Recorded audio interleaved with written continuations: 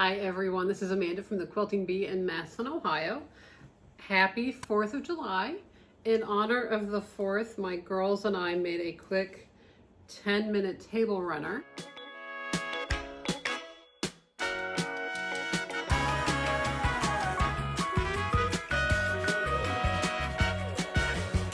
This morning, and I thought I would take the opportunity to walk you through this real quick. These are great last-minute gifts. They're great projects for kids who are learning to sew. They're great for beginner sewers. A few seams and you have an instant gift, and you're well on your way to making your first quilt top once you get comfortable with those seams. So what you need to do for a 10-minute table runner is you need 2 pieces of fabric complementing each other. Your middle piece here needs to be 1/3 yard by width of fabric, and your background piece needs to be 1/2 yard by width of fabric. Now, if you have a longer table, then you will want to cut 2 1/3 pieces of fabric, attach them first to each other. Same with your background fabric. Then you would need 1 yard of fabric that you will cut in half and then stitch together at the selvages to create that longer piece, and then trim accordingly. So you want to think about what length of table you are creating this for. If you're creating it for yourself, if it's for someone else, I just stick with the standard. These are not backed with anything. I don't even use a stabilizer in them because they're really just meant to sort of decorate the table. We do sell these in the shop. They're usually at the checkout or on some of our seasonal pods. Every 10-minute table runner kit that you get from us comes with the free pattern with photos and instructions, and you can just follow along here as you so choose. So what I'm using for this demonstration is one of our kits using our cacti fabric, which I love. And this is actually the last piece of New Dawn, this beautiful fuchsia that we've had. I decided I wanted to make it for my table out on our patio, so I bought it for myself, but I'm gonna demo this for you today. So the first thing you want to do is press your fabric. Now, we do use Best Press in the shop on all of our samples. I use it at home. I actually dilute it, and I have it, you can buy it in the big gallon jugs at the big box stores. I actually have, this is a Luss spray bottle that I have. You can get a spray bottle at the dollar store to pour it in, but I do dilute it. So I do about half Best Press and half water. So you just want to press your 2 pieces just so that when you lay it out, you have everything even Stevens. And what you're going to do to make this 10-minute table runner is sew a tube. So what we're going to do is take our fabric, and on one side, right sides together, we're going to stitch a seam all the way down the edge, attaching these 2 pieces of fabric right sides together. We're going to do it to the other side too, but what you may want to do, especially if you're a beginner, and just to keep everything, because these are long pieces of fabric, is just throw a few pins in here, just to make sure everything stays where you want it to.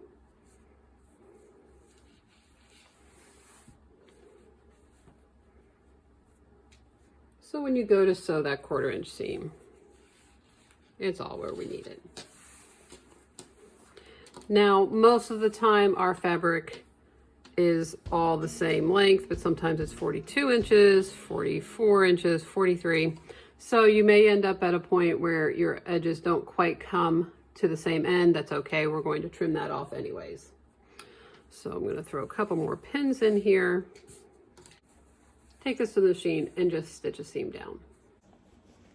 Okay, so I've sewn my first seam, and then what we're going to do, keep your fabric right side together, but we're going to pull this other edge that isn't sewn yet to the other edge of our background fabric.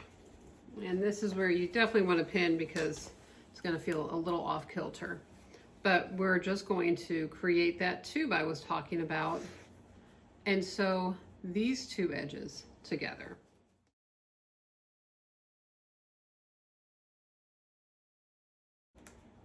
Take out your pins.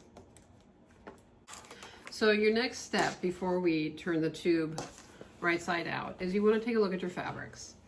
And I like to press my center fabric seam to the dark side or to my background side. If you're using a really contrasting black and white, you want to press that white to the black side, even if the white is your background. You want to press to the dark side. But my rule of thumb is, unless I have a really stark contrast, I press my seams to my background side before I turn my tube out. And what I do to do this quickly is, you'll see, we've created our tube. So we look like this right now. So I just sort of turn it, but I offset where my two seams are. So I have one seam here, one seam over my seams. I don't want to get it so that it seams together, because they're going to go in the wrong place. So I just get them so that they are offset, and then lay it on my pressing mat.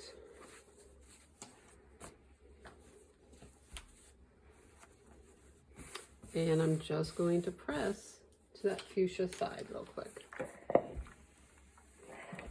And turn it over. And again, I'm going to press that to this pink side. This would be what I would consider my dark side. Then we're going to turn our tube right side out. So just put your arm in there, pull it through. It's like the easiest tote strap you could ever turn out. And we're going to bring that pressing mat over again, because we're going to eyeball our two sides.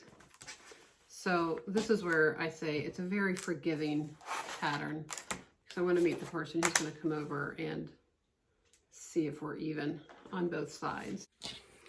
And I just roll it. Now, rule of thumb is that they do end up coming out to be about 1.5 inches on each side.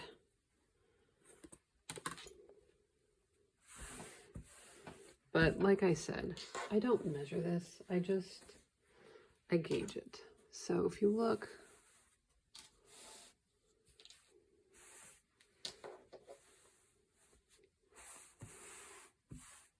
so right there,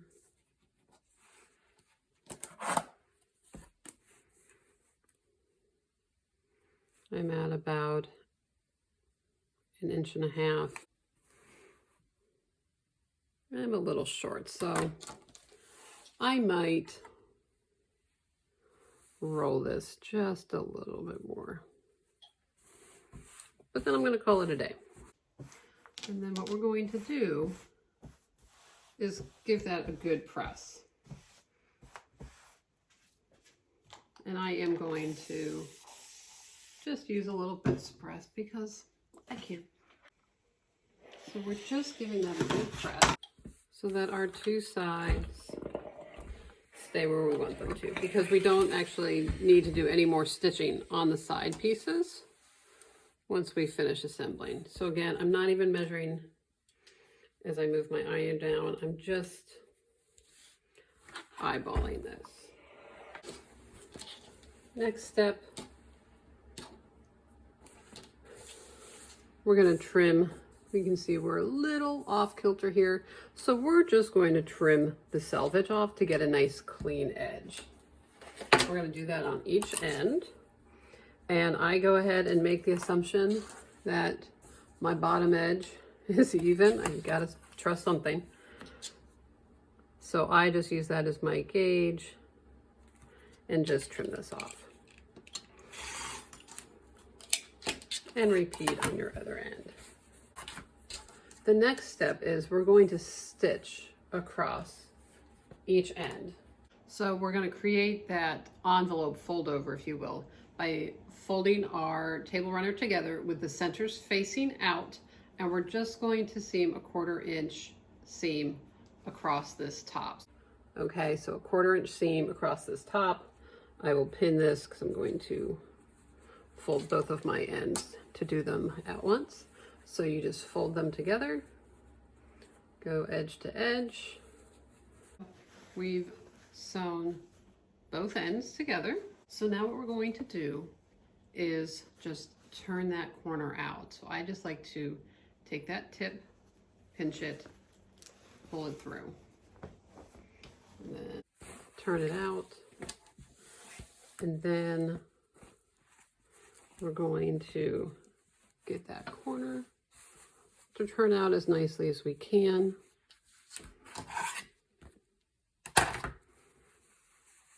And again, it's not rocket science, so we're going to just feel where we think the center should lay and give that a nice press.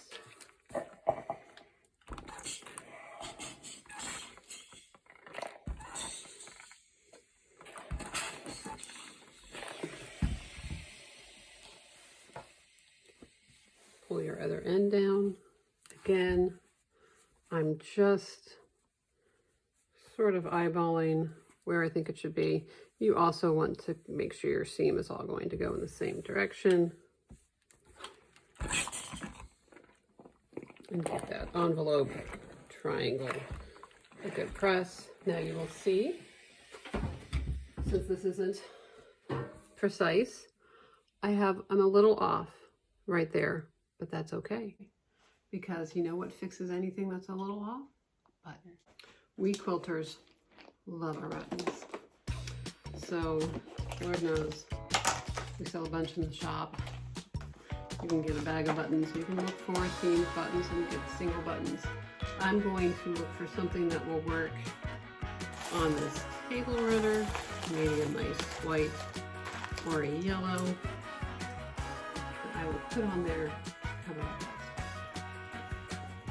So, you throw a couple buttons on, and you can't even see that you were a little off. So there you have it. It's a 10-ish minute table runner. We have kits in the store, or you can cut your own. Thanks. Have a great 4th of July. See you soon.